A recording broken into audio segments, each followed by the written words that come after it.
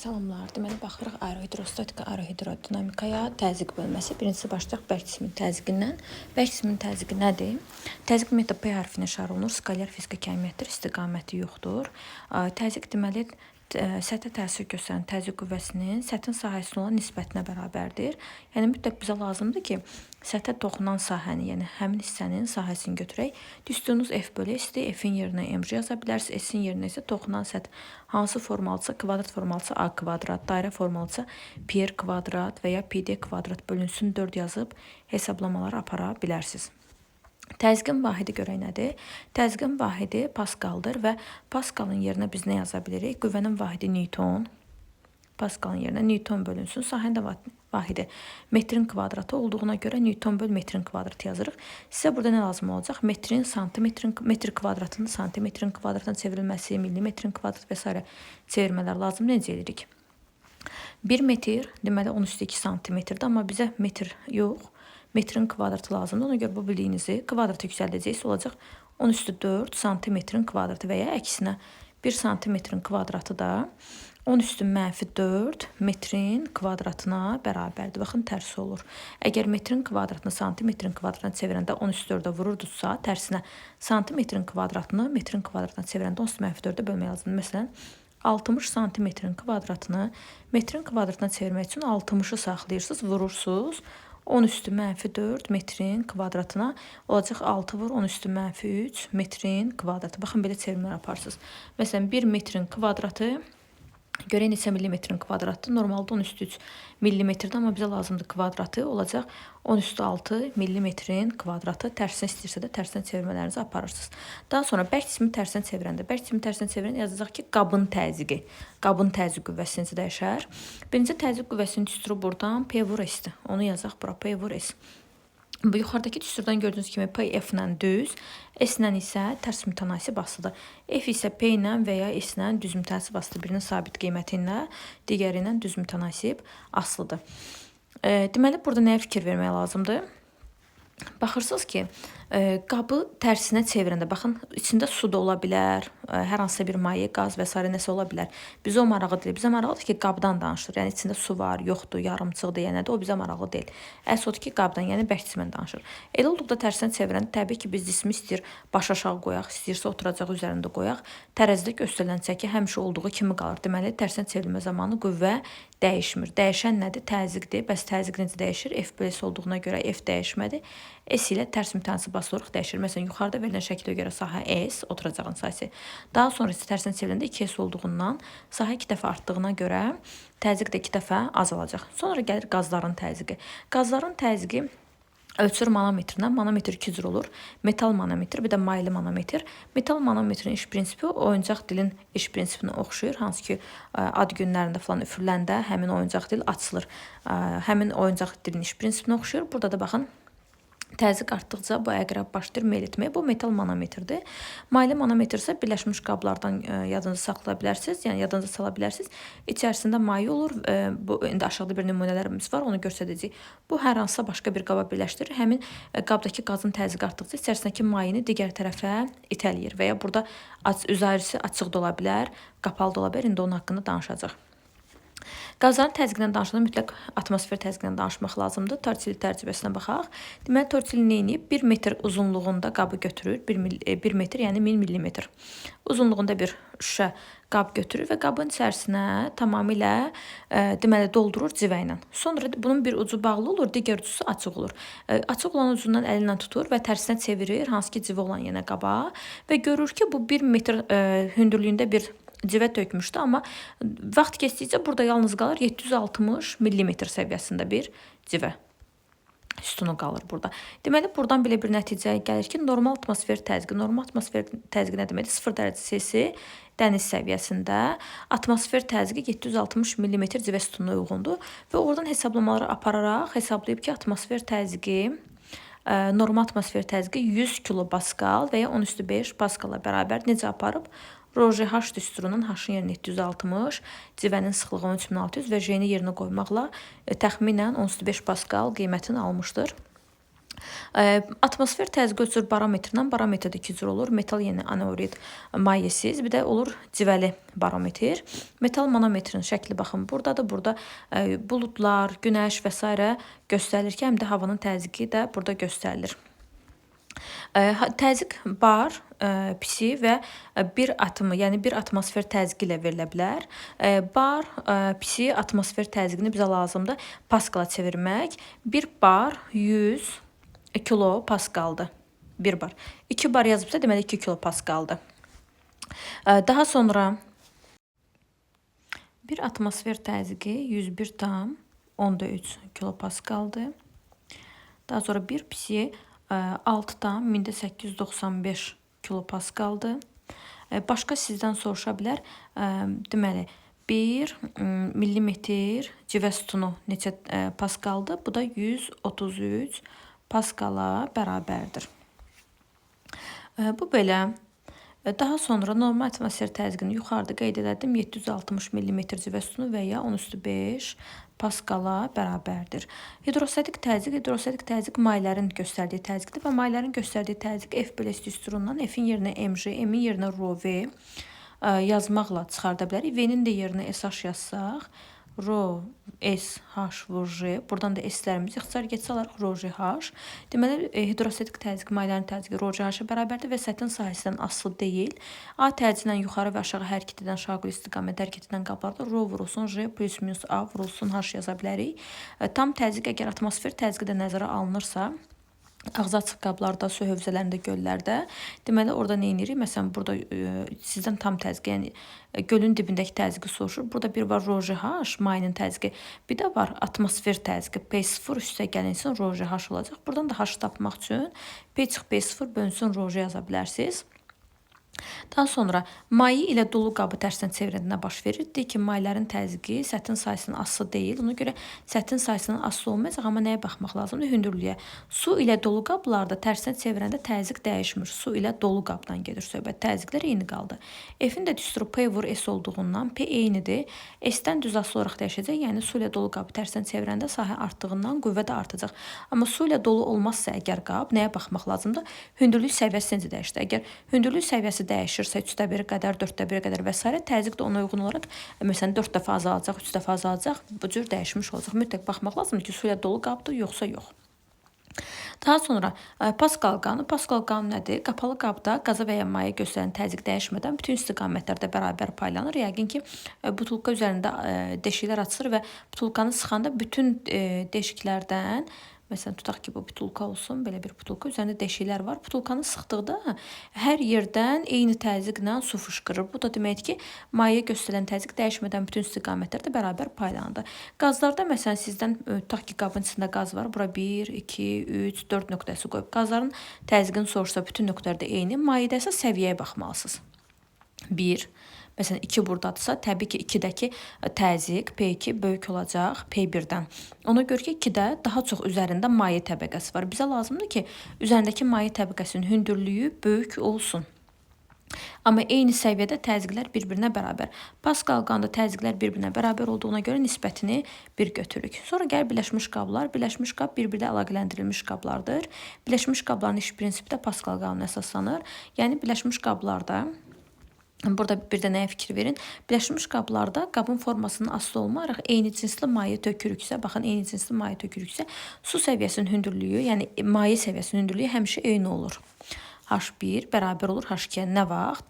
Əgər yalnız bir cinsli maye varsa. Sıxlıqlar bir-birinə bərabər olduğundan.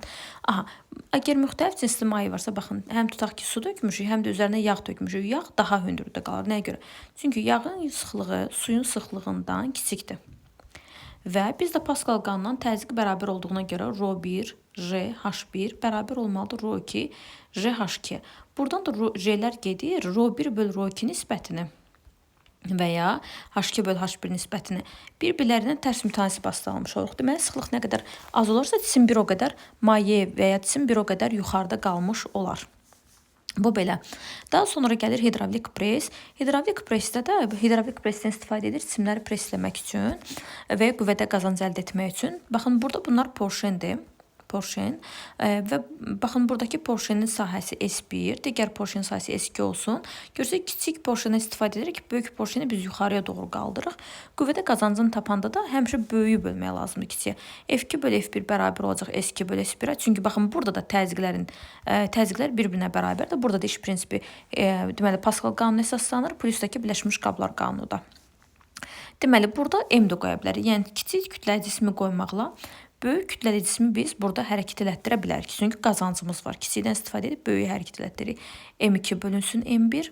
Amma bunların yer dəyişməsinə gəlsək, yer dəyişmə V bərabər S vur H-dan, H bərabərdir V böl S-ə, silindrin həcmi. Tutaq ki, silindir formalıdır. Görürük ki, H-dan S tərs aslı, yəni yer dəyişmə, porşenin yer dəyişmələri. Bunların artıq tərs aslı olmayacaq. Yəni, kiçik porşen daha böyük yer dəyişmə icra edir. Böyük porşen isə daha kiçik yer dəyişmə icra edir. Plus bunun sürəti. Çünki yer dəyişmə V vur T olduğundan, deməli sürət də bunlarla tərs mütənasib asılı olmuş olacaq. Həm işlərin nisbəti 1-ə bərabər olacaq, həm də ki, təzyiqlərin nisbəti 1-ə bərabər olacaq. Pascal qanunu, bu da ki, mexanikanın qızıl qaydası. Əgər sürtünmə yoxdursa, demişdik burada nə baş verir? Mexanikanın qızıl qaydasına görə deməli, qüvvədə nə qədər qazanırıqsa, məsafədə də bir o qədər dəfə itiririk, işlər bir-birinə bərabər olmuş olar. Bernoulli qanunu, boruda mayenin hərəkəti, ideal maye nədir? Kifayət qədər sıxıla bilməyən, yəni tam sıxıla bilməyən və ayrı-ayrı təbəqə arasında sürtünmələr olmayan maye ideal mayedir. Deməli, baxın, tutaq ki, belə bir boru qoyulub, üfüqi boru qoyulub və bu borudan istəyirik ki, bu deməli, qaralaşmış axındır. Qaralaşmış axın nə deməkdir? Vahid zamanda, deməli, baxın, bu səthlərdən S1 və S2 səthindən eyni miqdarda su keçməlidir. Eyni zamanda, belə deyək, eyni zamanda, eyni miqdarda su keçməlidir. Bərabər həcmli su keçməlidir. Ona görə də buradan V bərabər olduğundan eyni miqdarda suyun keçməsi üçün sahə ilə sürət bayaqki düsturda, eyni düsturda tərs mütənasib asılı olmuş olacaq. S2 bölünsün S1. Çünki baxın, buradan su rahatlıqla keçə bilir, rahat sürətlə yavaş-yavaş keçir. Amma eyni miqdarda suyun buradan keçməsi üçün burada sürətlənməlidir ki, eyni zamanda eyni miqdarda suyu oradan buraxa bilək. Və burada deməli, həmin bu en kəsilən sahəsi PR kvadrat, PD kvadrat R 4 olduğundan həmçinin radius və diametrin də kvadratlarından da tərs asılı alınmış ola bilərik. Almış olaraq daha doğrusu D2-nin kvadratı bölünsün D1-in kvadratı. Baxaq, en kəsiyi böyük olan hissədə deməli sürət kiçik. En kəsiyi böyük S1 böyük S2-dən. Amma sürət isə tərsinə olmuş olacaq. Daha sonra əgər boru belə bir şaquli vəziyyət alıbsa, baxın həm də şaquli istiqamətdə gedibsə, burada deməli nəyə fikir vermək lazımdır? Birincisi gəlin baxaq. Burada var statik təzyiq, var dinamik təzyiq, bir də var bu hidrostatik təzyiqimiz ROJH. ROJH onda olacaq ki, qabın baxın belə bir şaquli vəziyyəti olsun. Şaquli vəziyyəti yoxdursa, o ROJH olduğu kimi qalır, ondan işiniz olmur. Bernoulli qanunu əgər şaquli vəziyyət almayıbsa, sırf üfüqi vəziyyətdədirsə, olacaq P1 statik təzyiqdir. Üstə gəlsin rho v kvadrat bölü 2 bərabərdir. P2 üstə gəlsin rho v2 kvadrat bölünsün ki, burada rho v kvadrat bölü 2 dinamik təzyiqdir. Rho v kvadrat bölünsün ki, dinamik təzyiqdir. P statik təzyiqdir, P1 və P2-lər. Statik təzyiqdir, bir də ROJH isə hidrostatik təzyiqimizdir. Deməli, bunların həmişə cəmləri sabitdir. Yəni, tam təzyiq həmişə sabitdir. Və Bernoulli qanununda da bunlar bir-birinə bərabərdir. Və burada görürsünüz ki, bərabərlik üçün, baxın, sürət böyük olan yerdə dinamik təzyiq böyük, kiçik olan yerdə də kiçikdir axı. Amma bu statik təzyiqlərimiz isə onun tərsinədir. Bərabərliyin ödənməsi üçün bu hissə məsələn böyükdürsə, V2 böyük olduğuna görə bu hissə bizə böyük verir də. Onun üzərinə gəldiyimiz kəmiyyət kiçik olmalıdır. Deməli, buradan belə bir nəticə alırıq ki, sürət kiçik olan yerlərdə təzyiq, P1 təzyiqi böyük olan yerlərdə isə P2 təzyiqi kiçikdir. Və bu təzyiq böyük olan yerlərdə, baxın, burada əgər bir dəlik açılsa, maye səviyyəsi daha çox hündürlüyə qalxmış olacaq. Nəinki burada. H1 böyük olar H2-dən və P1 də böyüdür P2-dən. Baxın, burada qeyd eləmişəm, amma sürət isə tərsinə. Sonra gəlir əsas məsələ Arximed qüvvəsi, hansı ki, çox qarışdırılan bir mövzudur. Arximed qüvvəsi. Arximed qüvvəsi nədir? Cismin mayedə və ya havada mayedə və havada olduqda yaranır və deməli, onu istəyir ki, yuxarıya doğru qaldırsın. Məsələn, cismi mayaya batırdıqda onu Onu mayda yuxarıya doğru bir itələyən qüvvə yaranır, Arximed qüvvəsidir. Və əgər cisim deməli qabdan su aşırsa, cisim öz həcminə bərabər, yəni tam dolu bir qab idisə, öz həcminə bərabər suyu sıxışdırıb çıxardır. Yəni batan hissənin həcmi qədər suyu sıxışdırıb çıxardır və ya öz çəkisinə bərabər suyu sıxışdırıb çıxardır və həmin o sıxışdırıb çıxarılan çəki Arximed qüvvəsinə bərabərdir. Deməli Arximed qüvvəsinin düsturu nədir? Sıxışdırılıb çıxarılan mayenin çəkisinə bərabərdir. M maye vur J. Daha sonra Arximed qüvvəsi mayenin sıxlığından, cismin batan hissəsinin həcmindən və sərbəst düşmə tədicindən asılıdır. Burada V batan da yaza bilərsiniz, əgər tam batmayıbsa, müəyyən bir hissəsi batıbsa, amma tam batıbsa V cisim də yaza bilərsiniz. Həcm olmayan düsturus, yəni sizə həcm verilmişsə, rho maye böl rho cisim vurulsun, mj də yaza bilərsiniz. Mj nədir? Cismin çəkisidir. Vakuumdakı, yəni havadakı, qurudakı çəkisidir. Belə deyək də. Vakuumdakı çəkisi ona görə deyilir ki, yəni orada hava nəzərə alınmasın, maye nəzərə alınmasın, tam bir quru mühiti olsun. Onda həmin çəkini P0-dan işarə edirik. Deməli, burada belə yazmaq olar. Rho maye böl rho cisim vurulsun, P0 da yazmaq olar. P0 Arximed qüvvəsi ilə cismin mayedəki çəkisinin cəminə bərabərdir. P0-ın düsturu M cisim vurulsun J-dir. Yəni cismin öz çəkisi, kütləsi vurulsun J. F Arximedin düsturu hər hansısa bir düstur buradan. P isə mayedəki çəkidir və P həmişə P0-dan F Arximed qədər azdır. Deməli, cismin mayeyə batırdıqda onun çəkisi Arximed qüvvəsi qədər azalır. Yəni cismin çəkisinə qədər azalıbsa elə o da Arximed qüvvəsinin qiymətinə bərabərdir. Burada çalışın ki, P0 nəyinəsə ifadə edin məsələlərdə. Çünki P0-ın öz şəxsi düsturu yoxdur. P0 üzr istəyirəm, P-dən gedir söhbət. P-ni demək istədim. P-nin öz şəxsi düsturu yoxdur. P-ni nəyinəsə əvəz edin. Yəni P0-dan falan əvəz edin məsələlərdəki ixtisar getmək varsa əgər. P-nin öz şəxsi düsturu yoxdur. P0 çıx F Arximeddən hesablamalar apara bilərsiniz. Daha sonra F Arximedin P0-a bərabər olduğu ifadələr də var. Ona da birazdan gələcək. Yəni sırf MJ-yə bərabər olduğu ifadələr də var. Ona birazdan gələcək. Sonra gəlir üzmə şərtləri. Üzmə şərtləri. Əgər cisim mayenin səthində üzürsə, deməli cismin sıxlığı, demişdik axı sıxlığı kiçik olan həmişə harda olur? Yuxarıda. Deməli cismin sıxlığı mayenin sıxlığından kiçikdir. İndi burada təsirdən qüvvələr çəkək. Ən çox qarışdırılan budur. Onda deyirlər ki, Arximed qüvvəsi də ağırlıq qüvvəsindən böyükdür. Çünki o cismi yuxarıya doğru itələyib. Xeyr, siz həmişəki kimi qüvvələrinizi çəkirsiniz. Başqa heç bir şey yoxdur burada. Fərqli bir şey yoxdur. Burada var MJ, bir də var F Arximed yuxarıya doğru və başqa heç bir qüvvə yoxdur və plus da ki, bu səthində tarazlıqda qalıbsa üzürsə, F Arximed bərabər olacaq MJ. Deməli, burada böyük kiçik yox, elə F Arximed MJ-yə bərabərdir səthində üzürsə. Aha, indi burada batan hissənin həcmini tapmaq lazımdır. Ona görə F Arximedin yerinə rho maye, V batan J, MJ-nin yerinə isə M burada cisimdir. Baxın burada artıq o demişdik P0-a bərabər olur, o buradadır.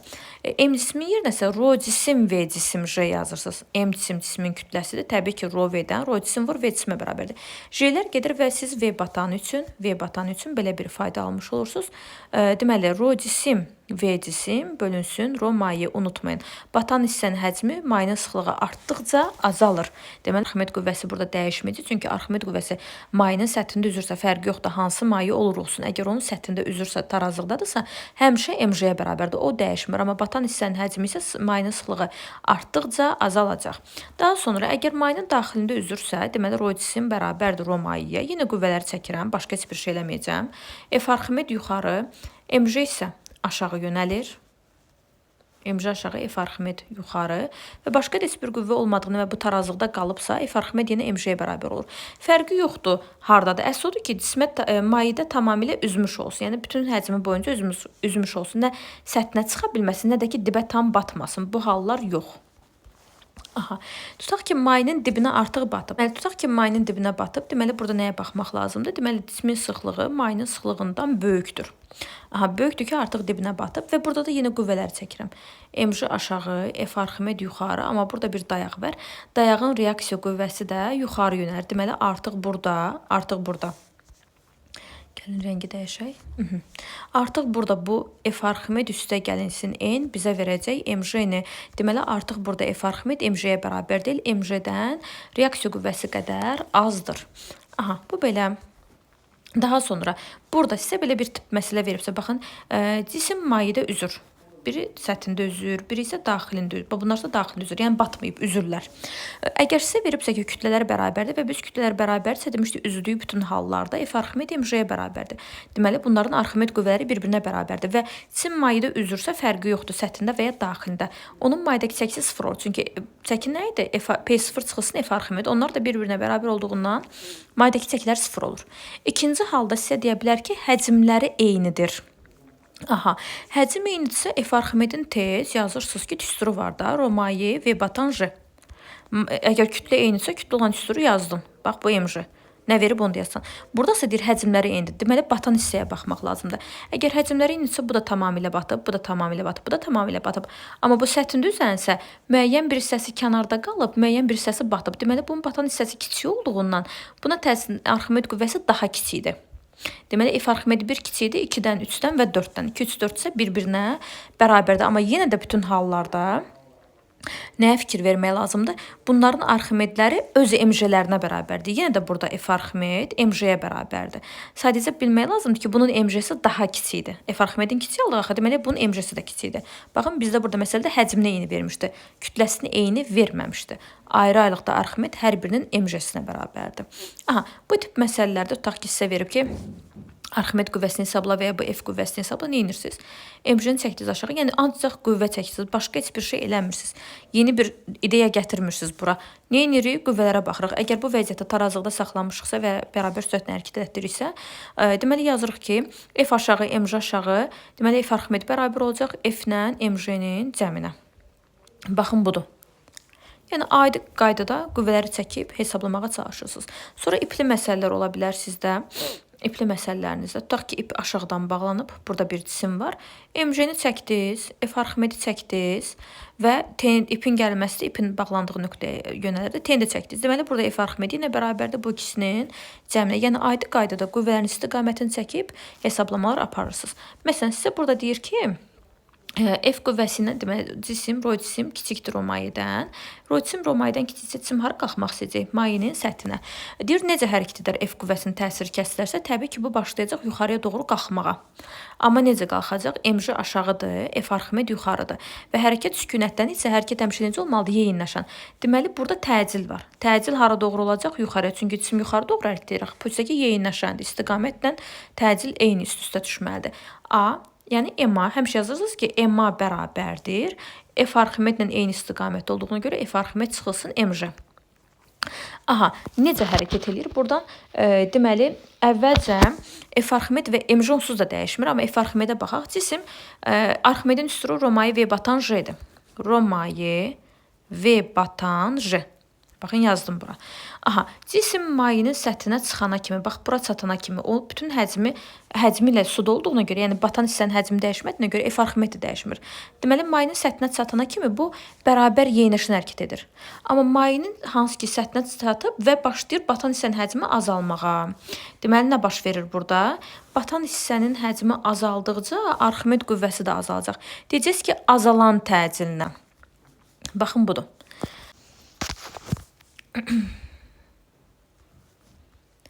Baxaq bu blok məsələlərinə. Yenə heç bir problemimiz yoxdur. F-i bura yazdınız. Burada F-inizi qoyursunuz. Buna nə təsir edir MJ, buna nə təsir edir F Arximed və burada ipin gəlməsi neçə F-ə bərabərdir? 2F-ə bərabərdir. Yazırsınız ki, 2F üstə gəlinsin F Arximed bərabərdir MJ-yə. Bura baxaq. F, burada da F, burada da F, yenə burada 2F oldu. Eyni tip məsələdir. Bir də ola bilsin ki, tərpənməz blokdan assın. Cismi tərpənməz blokdan asaq. Buradan bir F qüvvəsi tətbiq edək. Yenə bura F, burada F-dir. Burada deməli ipin gəlməsi F oldu. MJ-si var. F Arximedi var. Nə yazacaq? F Arximed üstə gələ F bərabər MJ. Həmişəki kimi. Bir də sizə müqavimət nəzərə alınan qabları deyək. Tutaq ki, cisim mayedədir. Yuxarıya doğru təcillə hərəkət eləyir, yuxarı təcillə hərəkət eləyir. MJ-sini çəkdiniz, F Arximedini çəkdiniz və yuxarı doğru təcillə hərəkət elədiyinə görə müqavimət qüvvəsi demişik hərəkətin əksinə. F müqaviməti aşağı çəkdiniz, dedik nə yazırıq? A varsa MA bərabərdir. Yuxarıya getdiyinə görə deməli F Arximed böyüdür. F Arximed çıxılsın digərləri. MJ o da çıx, F müqavimət. Yox, əgər təcillə yox, bərabər sürətlə hərəkət edirsə, onda bunların yekun vektorial cəmi nə olmalıdır? 0. Yəni qüvvələrin tarazlığı ödənməlidir. F Arximed bərabər olacaq, əgər təcil yoxdursa. F Arximed bərabər olacaq müqavimət ilə MJ-nin cəminə. Yəni, yenə də istiqamət çəkisiz. Həmişə olduğu kimi. Bu belə. Görək başqa burada hansı məsələlərimiz var. Deməli, baxın, burada manometrdə görürsünüz. Burada tutaq ki, hər hansı bir qabdır. Bu qabda içində qaz var. Və burada fikir versəz, əgər mayilərin səviyyələri eyni olarsa, deməli, buradakı qazın təzyiqi, bu qabdakı qazın təzyiqi atmosfer təzyiqinə bərabərdir. P qaz bərabər olacaq P atmosfer təzyiqinə. P atmosferə. Yox, əgər qazın təzyiqi artsa, bu mayini buradan sıxışdırıb itələyəcək. Məsələn, bunu bir H qədər itələdi bu tərəfə. Baxın. Buradan itələdi, maye getdi yuxarıya doğru. Bura kimi qazdı. Bura kimi qazdı. Buradan sonra isə mayedir. Baxın, buradan sonra isə mayedir. Tutaq ki, H qədər itələdi. Fərq H qədərdir. Onda P qaz böyükdür. P atmosferdən nə qədər? Rj H qədər böyük olacaq. Yox, əgər qazın təzyiqi azalıbsa, əksinə atmosfer təzyiqi bunu vurub itələyəcək digər tərəfə. Yəni, baxın, maye bu qədər qalxacaq yuxarı. Amma buradasa heç bir maye olmayacaq. Yəni, H qədər maye səviyyələrində yenə fərq olacaq. Deməli, burada olacaq P qaz bərabərdir. P qaz bərabərdir. P qaz bərabərdir. P0 çıxılsın. Rj H qədər P0-dan az olmuş olacaq. Daha sonra qablarda ağırlaşma. Qablarda ağırlaşma əgər baxın, qabda su daşmayacaqsa əgər, qabda ağırlaşma, tutaq ki, bura ayır, birinci, ikinci, üçüncü cisim kimi baxaq.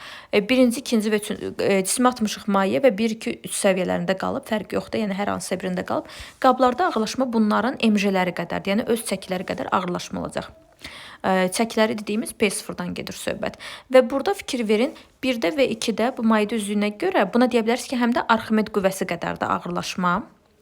Amma 3-də isə demişdik, Arximed qüvvəsi qədər, yəni Arximed qüvvəsi P0-dan N qədər az idi, reaksiya qüvvəsi qədər az idi. Artıq burada deyə bilmərsiniz Arximed qüvvəsi qədər ağırlaşma oldu. Yəni, hər bir 3 halda öz MJ-si qədər qaba, yəni tərəziyə qoyub ölçsək, görərik ki, hər 3 halda da MJ qədər ağırlaşma oldu. Yox, əgər qabdan su daşacaqsa, onda ağırlaşma fərqli olur. Baxmaq lazımdır ki, nə qədər cisim girib, nə qədər su çıxıb. Deməli, demişdik, əgər baxın, tutaq ki, bu daşıma səviyyəsinə qədər su ilə dolu qabsa, yəni içinə bir cisim atsaq, sırazı daşacaq. Onda dərhal daşacaq. Onda nə edirsiniz? Deməli, baxın, bu cismin hər biri burada F Arximedə bərabərdir də. Çəkisi F Arximed bərabərdir. Yəni, F Arximed bunun öz MJ-sinə bərabərdir. Həm 1-də, həm də 2-də bu belədir. Deməli, burada nə baş verir? Burada F Arximed MJ-yə bərabərdir. Yəni, bu F Arximed qədər suyu sıxışdırıb neyinir? Çıxarır. Həmin F Arximed də MJ-yə bərabər olduğuna görə, deməli, öz çəkisi qədər artmalıdır, amma həmin suyu çıxartdığına görə 1-də heç bir ağırlaşma olmaz. 2-yə baxaq. 2 də onun kimi. Arximed qüvvəsi MJ-sinə bərabərdir və daxil olduğu su qədər də suyu sıxışdırıb çıxartdı. Yenə də burada ağırlaşma olmaz. Amma 3-ə baxaq, 3-də artıq F Arximed MJ-yə bərabər deyil. Əslində, normalda MJ qədər ağırlaşma olmalıdır. Burada MJ nəyə bərabər idi? F Arximed ilə reaksiya qüvvələrinin cəminə. Çıxartdığı nə qədər olacaq? F Arximed qədər çıxardır onsuz da bu. Hər biri, demişdik, öz çəkisi qədər suyu sıxışdırıb çıxardır. Hər biri F Arximedi çıxartdı. Sadəcə 1 və 2-ci cisimlərdə F Arximedləri ilə MJ-yə bərabər olduğuna görə, yəni MJ ağırlaşacaqdı, elə MJ də çıxdı getdiyinə görə ağırlaşmadı. Amma üçüncüdə isə deməli, F Arximed MJ-yə bərabər deyil. N reaksiya qüvvəsi qədər az idi. Gedən F Arximed idi, gələnsə MJ idi. Deməli, ağırlaşmanı tapanda həmişə gələndən gedəni çıxmaq lazımdır. Deməli, reaksiya qüvvəsi qədər və ya onu təzyiq qüvvəsi deyə bilərsiniz, ağırlaşma olacaq. Daha sonra tutaq ki, sizə cisim verib və o 2 cür mayenin içərisindədir. Onda nə etmək lazımdır? Hər iki mayədən ona Arximed qüvvələri təsir edir. Yəni F Arximed 1, birinci maye üçün, F Arximed 2, ikinci maye üçün çəkək, F Arximed 2. Və bunun MJ-si var da, bir də aşağı. Niyə edəcəksiniz? MJ bərabərdir. Bu 2 dənə F Arximedin cəminə. F Arximed 1, üstəgəl F Arximed 2. Yaxşı, F Arximed 1-in yerinə yazım. Romayi və batanji, sadəcə romayi olaraq birinci maye, F Arximed 2 üçün də romayi olaraq ikinci maye yazırsınız. Və batanın isə yerinə birinci maye neçə hissəsi batıbsa onu, ikinci maye də hansı hissəsi batıbsa həmin qiymətlər yerinə qoyub hesablamalar aparmaq lazımdır. Daha sonra, baxın, belə bir tip məsələyə baxaq, maraqlı məsələdir. Deməli, bizə deyir ki, qolların sahələri S və 3S olan. Birləşmiş qabda porşuna təsir edən qüvvə F qollardakı maye hündürlüklər arasındakı fərq H qədərdir. Porşuna təsir edən qüvvə 2F olarsa, porşun neçə H qədər hərəkət edər? Fikir verin, burada porşun, bax, budur. Burada porşun var, digər tərəfdə porşun yoxdur. İndi baxaq. Biz bilirik ki, həcm eyni qalmalıdır. V1 bərabər olmalıdır V2. Yəni burada nə qədər suyu itələyirsənsə, buradan da həmin qədər su çıxmalıdır. Sadəcə həmin o V-nin içində SH var. H-la S də bir-birindən tərs mütənasib asıdır. Deməli buradan tutaq ki, x qədər itələsək, görürsüz 2F olarsa artıq daha böyük qüvvə ilə təsis etdiyimizə görə daha çox aşağı düşəcək. X qədər itələsək, buradan qalxan suyun səviyyəsi olacaq x/3. Yəni baxın buradan bir x/3 qədər yuxarı qalxmış olacaq. Çünki H-la S tərs mütənasib asılı idi. Aha, indi baxaq. Baxın, tutaq ki, x qədər itələdik. Bu portion gəldi, dayandı burada. Burada dayandı. İndi bax, bu fərqə baxmaq lazımdır. H buradakı nə idi? Fərq idi. Yenə fərqə baxaq. X qədər aşağı düşüb, burada da bir x qədər fərq olur. Plus da ki, x/3 qədər də buradan qalxmışdı. Deməli, nə yazırıq? Birinci halda, gəlin baxaq. Birinci halda təzyiqlərə yazıq da. Çünki yazmışdıq ki, hidravlik presdə təzyiqlər bir-birinə bərabərdir. Yazıram. F bölü S, yəni buradakı təzyiq, soldakı təzyiq. F bölünsün S bərabər idi. Nə qədər idi fərq? P yazdım.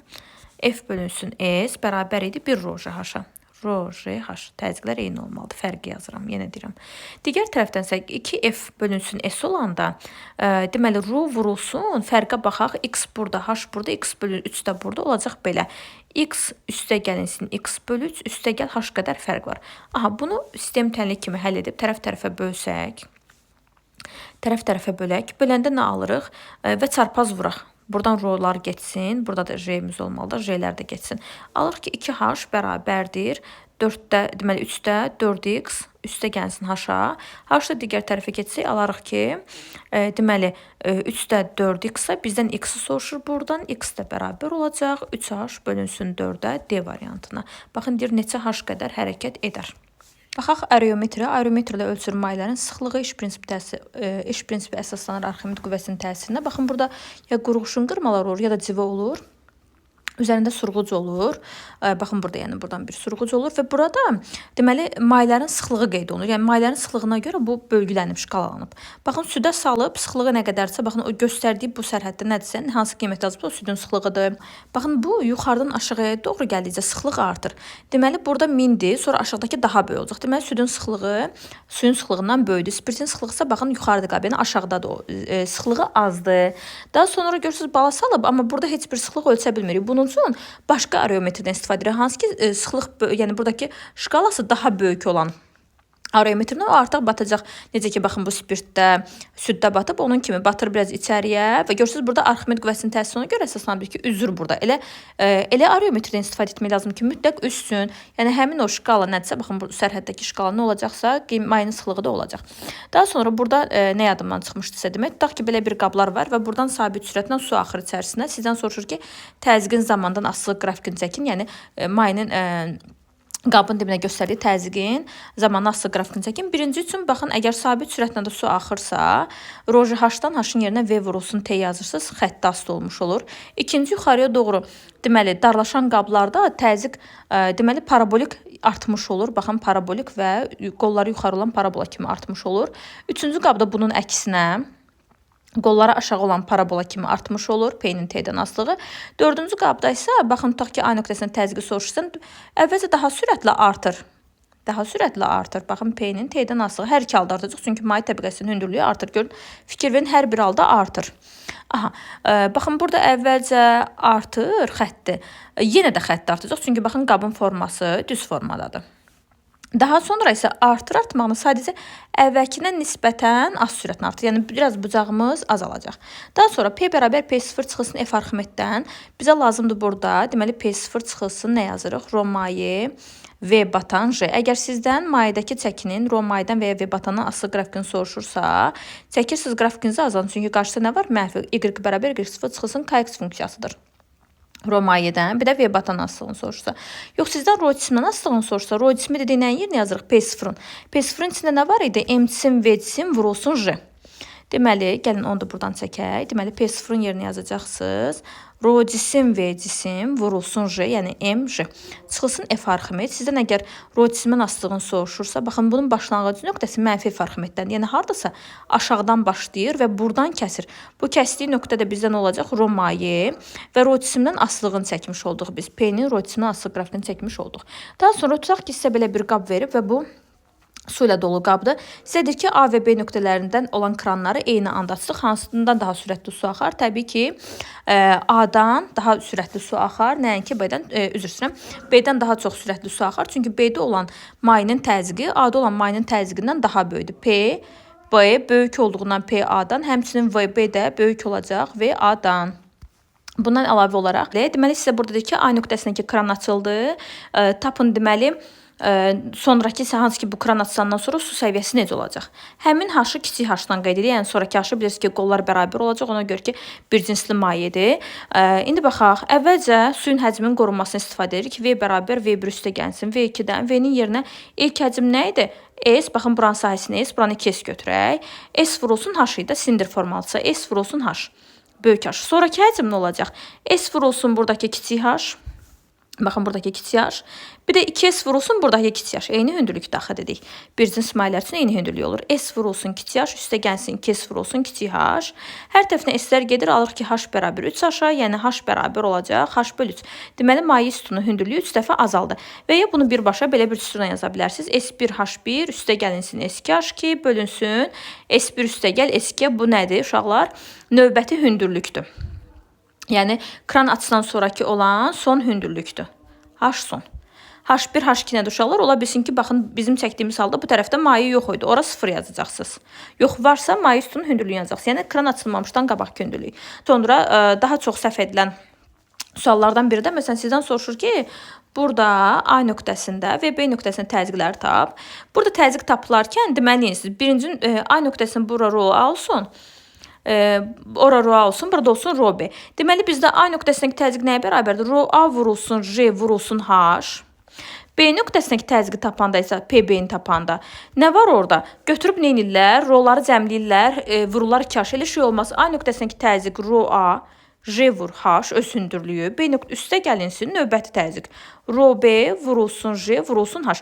Deməli, B nöqtəsində hər iki maye təzyiq göstərir. A nöqtəsində isə yalnız A mayesi təzyiq göstərirdi. Yəni, H-ları ayrı-ayrılıqdır. Rho, J, H təzyiqləri cəmləyirsiniz. Götürüb hündürlük cəmləməyin və ya sıxlıq cəmləməyin. Sağ olun.